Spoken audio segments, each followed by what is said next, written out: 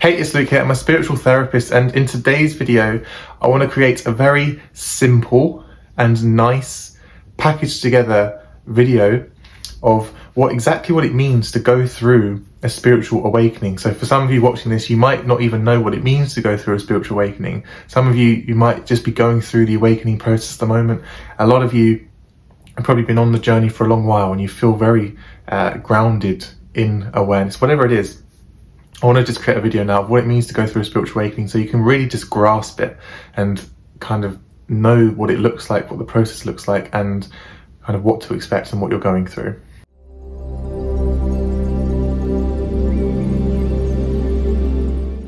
So it doesn't have to be seen as something, mystical and things like that. What it is the awakening of consciousness in human beings. We are just becoming more conscious than we were. That's what it means to go through a spiritual awakening. It's the consciousness within you is growing. That's all it is, okay? It doesn't have to be seen as something, even religious or something, mystical. That's what religions all point to, of course, but, it doesn't have to be seen as anything like that. It's just you're becoming more conscious. That's all it is. The definition that I like of a spiritual awakening is when awareness, separates from the thoughts of the mind. So it's when consciousness in its purest state, who you are in your purest state, detaches itself from form.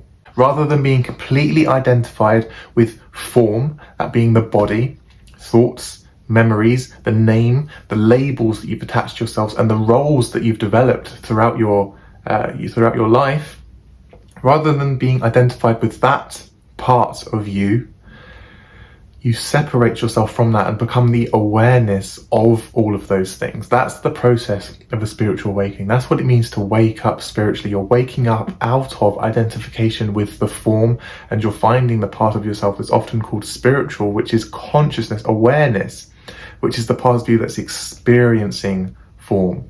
Now, this is why the Buddha called enlightenment and spiritual awakening as the end of suffering, because the cause of suffering is complete identification with form. It's complete identification with the thoughts in your head, the feelings in your body, and this body itself. When this is all that you can see yourself as, of course you're going to be terrified, of course you're going to be scared, of course you're going to be anxious, and of course you're going to feel sad and depressed when things don't go your way, because all you can see yourself as is this individual little body on a giant planet, and you don't know why you're here, and even a little needle could penetrate your skin. Of course you're going to be anxious, of course you're going to be scared. Yeah, that's when all you can see is that you're this little body on a giant rock floating through space, and it'd be weird not to be scared. But when you can find that you're not just this individual little body, there's an incredible depth to you. I'll post another video where I talk about this in more detail, but there's a depth to you. Okay, inside of yourself, there is a deeper connected awareness, and that's awareness, that consciousness of who you are, that's separate from form, okay? Because you're not the form, your consciousness experiencing form. That consciousness is the same consciousness that is in all other life forms and all other things. It's the totality of the universe. You are a small emanation of that one totality of consciousness. Okay, there is one singular life energy that's often called God. We won't use that word, of course, because it's become very misinterpreted. I prefer the terms that Eckhart Tolle created. I don't know if he created them, but he's used them. I think they come from somewhere else. I think it's Sufism it comes from. But being, I prefer the term being, because you can't create an image of being, right? If someone thinks of God, they separate God from themselves. They picture an image of God in the sky. So I don't like the word God. I prefer the term being. Being is the dimension of you that is formless, that is timeless, that is the same being that exists in all other life forms. So when you go through a spiritual awakening, it is the being within you waking up. Or rather, you waking up, because you are being. You're waking up out of identification with this little individual body. And you're realizing you are not this little individual body. You are not just the thoughts in your head. You are not just the running commentary of thoughts and the feelings and, all of these things. You're none of those things. You are the one consciousness, an emanation of the one consciousness experiencing itself through a human being. You are the totality of the entire universe, just kind of peeking through you, the little body that you are. You're just the totality of the universe peeking through and experiencing itself, experiencing the universe through you.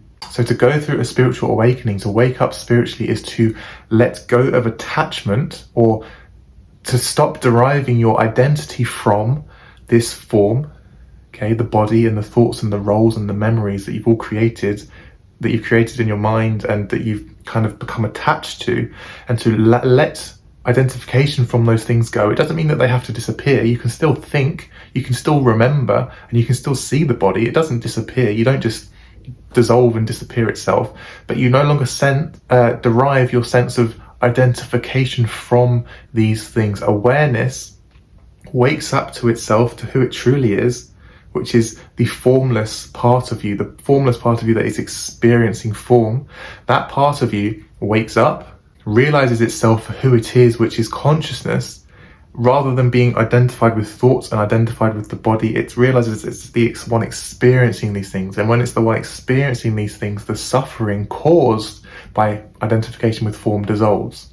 Because the state of consciousness of who you truly are is peace and stillness and love and wholeness. It's whole already, right? So when you're identified with the body, you're identified with thoughts, you're identified with the little individual human, you're constantly searching for more material things, more experiences, more labels, because you're trying to build up your sense of self, your sense of identity, because you feel like you're not whole. So you're constantly looking externally to add more things to you, more matter, more form to you. That can be, physical material things. So you want to own more things, you want more money, those are things, or you want other people to look up to you, so you want admiration from others. All of these things, you're trying to build your sense of self because you don't feel enough.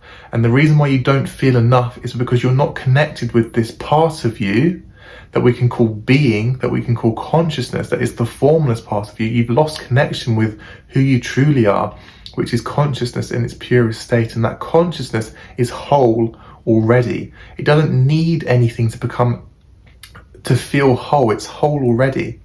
So when you can connect with this part of yourself and wake up out of the dreams of the mind and realize you're the awareness of form, you gain this sense of wholeness, this sense of contentedness, this sense of already being enough. And when you sense that you're already enough anyway, everything else just becomes the icing on the cake, or the cream in the coffee, or whatever you want to say to it. It just becomes extra, but you don't need it to feel whole. You're not looking for yourself in it, because you know who you are already on your deepest level, and that is consciousness in its purest state. And the fastest way to find that part of yourself is, of course, the reason why The Power of Now is such an amazing book. It's through the present moment. It's one of the fastest ways to become awakened, because the another definition of a spiritual awakening is when awareness steps out of the mind, out of thoughts, and enters the present moment. Because the present moment, if you look at yourself now, around you, just look around you, your present moment is all you'll ever experience. The only time that you lose the present moment is when you become lost in the mind. That's why I use the term a lot, transcending thoughts, because the only time you leave the present moment is when you become lost in the mind, when you become identified with a thought in your head. A thought will pop up, and it might sound something like there's something you've got to be doing to get to a different future, or it might be bringing up something from your past, or it brings up worries, or just things that you're supposed to be doing now that you're not doing, and you become identified with these thoughts, which is another form of form, right? Thoughts are another form of form, but they are not you. You are not those thoughts. You are the awareness of those thoughts. It's when awareness it latches itself to a thought that pops up. Okay, so a thought will pop up in your mind, and then who you are, consciousness, gets lost in it. It becomes identified with it. And that's what forms ego.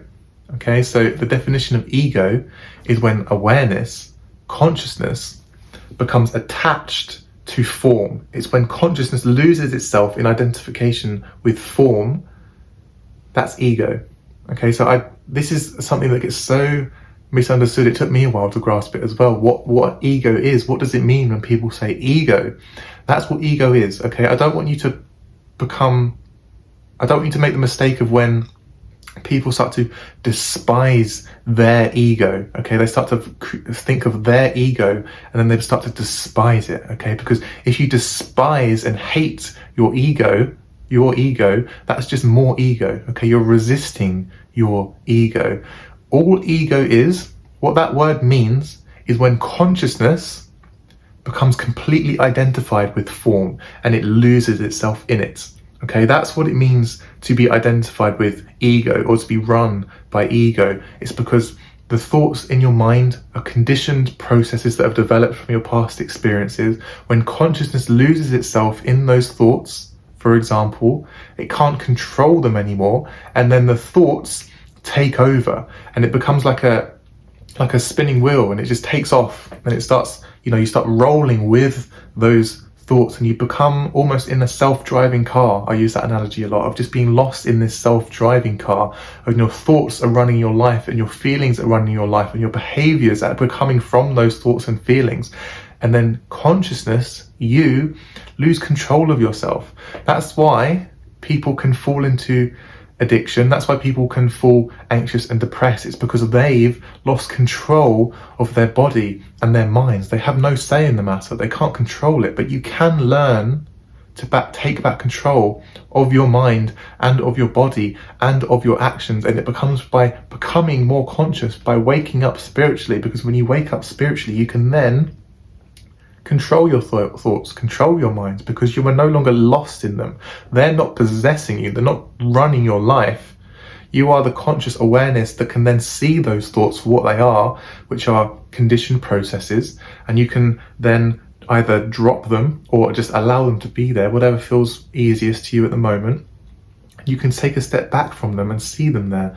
And it's consciousness that frees you from all of this, from the suffering of the body, from the suffering of the mind. That's what it means to go through a spiritual awakening. That's all it means. You're waking up, you're becoming more conscious, you're evolving in your state of consciousness. So any spiritual practice, okay, no matter what it is, all that matters is that you are detaching yourself or no longer deriving your sense of identity from form. That is all that spiritual practice is.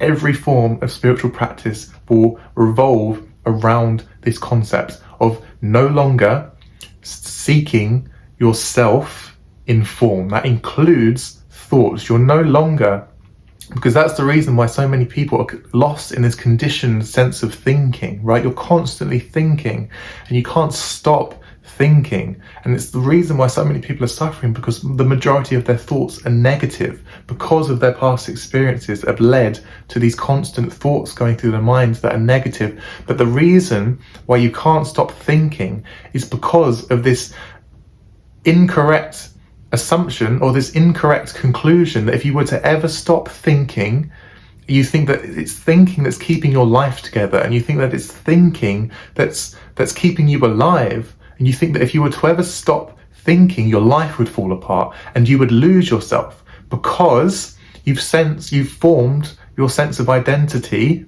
of who you are as a thinking being. You're identified with form, including thoughts. So if you're identified with thinking, what that means is that you think that if you were to ever stop thinking, your life would fall apart and that you, ego, would die. Because it would.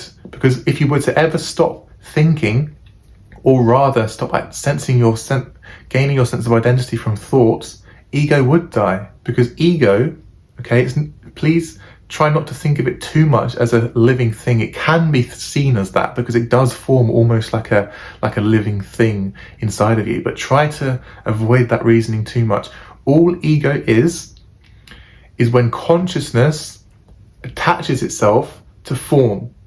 When consciousness loses itself in form, that forms ego. And that's what causes all of the destruction of humanity and of the planet, is because when consciousness loses itself in form and forms an ego, All ego then wants to do is constantly raise its sense of self, because it's formed its sense of self from form. And because it's formed its sense of self from form, it feels as though it's vulnerable, because all form, all matter is vulnerable, because it will always come to an end. That's the law of the universe. All physical matter will always come to an end.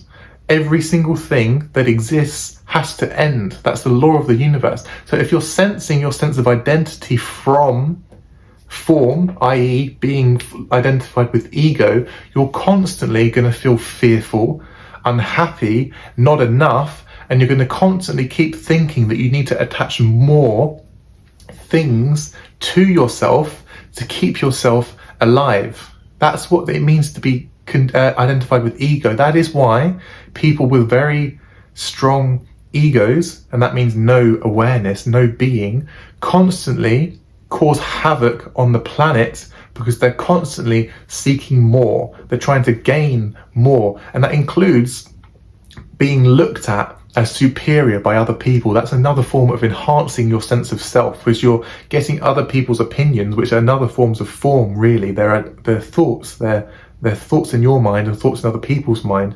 That sense of admiration that you're looking for in other people and being seen as superior by other people, all of those things are enhancing ego's sense of self, because you're still identifying with yourself, sensing your identity from this physical world form. So any spiritual practice, the purpose of spiritual practice is to no longer derive your sense of identity from matter, from form, and to find the part of you which is who you truly are, which is the awareness of form. When you can grasp that part of you that is the awareness of form, it's the part of you that's timeless, which means it doesn't exist in time, okay? Matter goes through a period of time. Awareness is only ever in the present moment. It can only ever exist in the present moment. It's the part of you, okay, that was there when you were born, and it's the part of you that will be there when you die, okay? This consciousness doesn't age, it just is. It's timeless, okay? Your body will age, okay? The thoughts in your mind will constantly change as you age. Even the brain itself will grow and expand and change as you age. But there's a part of you that is awareness, that is who you truly are, that it's the part of you, the experiencing self, the experiencer of form. It's the part of you that's there when you were born. It's the part of you that will be there when you die. Okay, it's the fixed part of you as the physical matter constantly changes around you. The awareness is the timeless part of you that only ever exists in the present moment. So when you become completely alert to the present moment and you transcend time, which means to no longer constantly derive your sense of self from images about the future or images about the past, and become the fixed awareness in the present moment, when that happens, you are waking up. You are getting in touch with the awareness of who you truly are, rather than deriving your sense of identity from form. So if you want to learn to dissolve ego, realize that ego doesn't exist. The ego isn't real. All ego means is consciousness completely latched itself to form and fallen asleep. It's when consciousness comes lost in form and tries to then derive its sense of identity from form. Okay, so if you can think about it like that, ego itself is a manifestation of consciousness. Okay, it's the same thing. Consciousness, being, whatever word you want to use to describe it. Ego is a form of consciousness. It is a part of the emanation of consciousness. It's just the part of consciousness that's lost itself in form, and it starts to identify with form. And it's these parts of when consciousness loses itself in form and it becomes latched to it and it loses itself, is when unconscious behavior starts to happen, which is all of the evil behaviors that the Bible refers to as the word evil. That's what Eckhart Tolle now calls unconsciousness. It's a much more helpful word when you realize that people are just being driven by their unconscious processes, and they very rarely have any say in the matter because they're not there. They're just conditioned by the processes of their mind. It doesn't mean that they shouldn't be punished if they do something wrong. It doesn't mean that they shouldn't bear the consequences of their actions, but it does mean that they don't have any say in the matter until they wake up out of unconsciousness. So that's what it means to go through a spiritual awakening, and that's what it means to be identified with ego. So to be identified with ego means consciousness, who you are, your deepest level, the part of you that is whole already.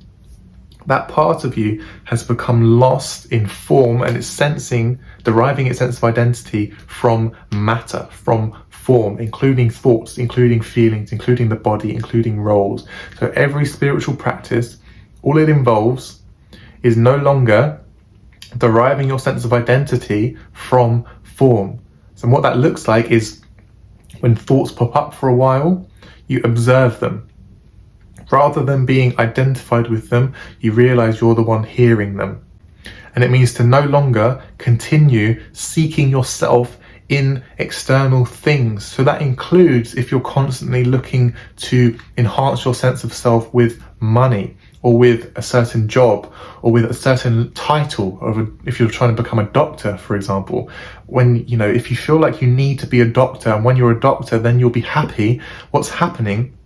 You're trying to enhance your sense of individual egoic self, as opposed to realizing you are the one experiencing form, you are the one experiencing the world around you, and you're the awareness that is whole already. And then when you can grasp that part of you, everything else no longer matters, not really. It just becomes joyful, it just becomes fun. You can just experience life, and whatever happens, you know that deep on your deepest level, you're always going to be whole anyway. You don't need anything to attach to yourself to feel whole. You feel whole already. And when you can find that part of you where you feel whole already, which can come from transcending the mind, transcending thoughts, transcending the body, transcending time, entering the present moment and becoming fully alert to the present moment, no longer seeking yourself in thoughts. Okay, because the only time you leave the present moment is when you get lost in the mind. So when you no longer seek yourself in the mind, no longer seek identification with the mind and with thoughts, and you allow yourself to step out of them, to become aware of them, and to realize you are no longer identifying with the thoughts, but the awareness of those thoughts. When that happens, you realize that you always have been and always will be whole, because that part of you never has to go through an evolutionary process. It seems like it is, okay? In our three-dimensional world and our perception of time, it seems like it's evolving. But outside of this three-dimensional world, that is the part of you that is whole already. It's the part of you that transcends time. So if you can really grasp this, then you know that the awakening process in you is beginning, or has started, or has already happened, and you just enjoy hearing it. Whatever is happening at the moment, this is the ultimate spiritual practice. This is all it means to go through a spiritual awakening. It doesn't have to be seen as something mystical. It is pretty miraculous, but it doesn't have to be seen like that if you don't feel like that at the moment. It's just you're becoming more conscious. How do we know that? What's the evidence for that? Because we can sense it in ourselves. There are millions of awakening humans over the planet right now that are awakening, that are becoming more conscious. We know it's happening. It's only a matter of time before science will never be able to look at it really, because science is always looking externally, but it will become very soon.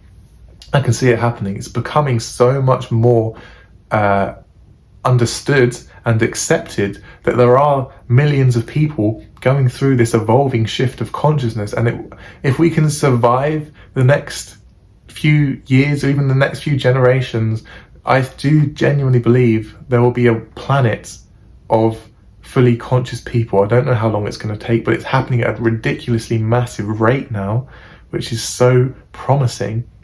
And it's our job now to be that vessel through which consciousness can enter.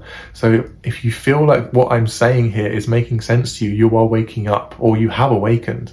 And all that matters now is to become aware of how ego operates in you. Okay, so it will manifest itself slightly different in everyone. I'm going to make a separate video on that. Okay, but that's what it means, is to become aware of how ego operates in you. And then, so that's why the Bible referred to, we use the term ego now in the kind of New Age movement, but the Bible referred to it as the devil. It's the same thing. Okay, please don't separate the word devil from yourself. Okay, and please don't form that image of the devil. You don't have to think of it as like that. The word that the devil, what they're referring to there, is ego, which is when consciousness loses itself in the mind. When that happens, it's constantly seeking itself in external things, which means it's constantly trying to gain a bigger sense of self from material things. And that's what it means when it says that the devil will tempt you, is that the devil, ego, will constantly try to take you out of the present moment, out of awareness, identification with awareness. It will try to tempt you into the mind, which means to try and tempt you by wanting you to, it will say to you something like, I need to get lots of money and I need to go and work towards that lots of money. It will create little desires in your head of things that you want in the future. Okay, and that's the devil tempting you. But you don't have to think of it like that if it sounds too mystical. That's what it means when the Bible says the devil will tempt you. It means that ego, what we've just talked about here, ego will try to get you, awareness or consciousness, to lose itself in the images that ego is creating in your mind. So the ego will create a future where lots of desires that you think that you want and that you think will make you whole, which are money, big house, big nice car, beautiful partner, whatever it is. And the ego will create those images in your mind, and it's then your job. Do you follow it? Do you follow that? And do you start getting lost in pursuing these desires, which means to get lost back in the mind, which means to get lost back into the world of form? Do you follow it? Do you follow the devil when they create those images in your mind? Do you follow the ego? Or do you realize that's ego? That's ego trying to derive its sense of self from the mind, from thoughts, from matter, from form. Okay, that's what it means to be ego. That's why the ego will tempt you. And it's your job then to make that decision. Only you can make it. Are you going to continue to follow that? Are you going to continue to keep pursuing your identification with form, which means to, one of the ways the devil, ego, will do that is to lose you in images of the mind, of desires, things like that. Are you going to follow it, or are you going to bring yourself back to the present moment? Are you going to realize that that's the ego trying to increase its sense of self in identification with thoughts? Because that's one key way the ego will do that. The ego will create desires in your head of things that you think that's going to make you whole. When you're identified with the ego, that means that you think that they're going to make you whole, and then it will try to pull you in. Come follow me, right? Follow me to this desire. We'll go there together. When actually, even if you were to achieve that thing, if you're constantly doing that and deriving your sense of self from ego, it will never satisfy you. You will always be looking more. So you'll constantly be chasing that little devil that's pulling you in. It will be constantly chasing ego. Okay, so it's your job now, when I say that, to, do you hear the words that I'm saying, or do you feel like you need to find out for yourself? If you do, then that may be your spiritual practice, and you need to go and you need to keep following it. But even if you were to create £1 billion into your bank account, it will never make you feel whole. This is what Jesus said when he talks about building. Jesus says, I'm going to paraphrase here, something along the lines of, if you hear his words but you don't implement them, you're constantly building your life on sand. That's what he says, something along those lines. So if you're constantly trying to just pursue desires and you haven't heard what Jesus was saying, which is the exact same things here, which is that there's a part of you that is whole already, that is consciousness, that is being. If you haven't found that part of you and you're constantly seeking to derive your sense of self from form, you'll never be satisfied. You'll constantly seek more. You'll constantly be searching, no matter how much you gain. But when you can find this part of you that's being first, it doesn't mean that you can't then go out and try and find abundance later on. But if you haven't found this part of you first, you'll never be satisfied. And you'll constantly be chasing that little devil that's trying to pull you in, okay? Bringing yourself back to the present moment, not getting lost in the mind, bringing yourself back to this present moment, which is becoming the alert awareness to your surroundings, becoming the alert awareness to your life itself, rather than getting lost in the mind, which is always what happens when you're lost in time, when you're thinking about the future, or worrying about the future, or thinking about the past, ruminating over the past. All that's happening is that you're lost in the mind in the present moment. You'll only ever be in the present moment. So this is what it means to go through a spiritual awakening. This is the ultimate spiritual practice. It's to no longer derive your sense of identification from form, and to realize you are the awareness of form.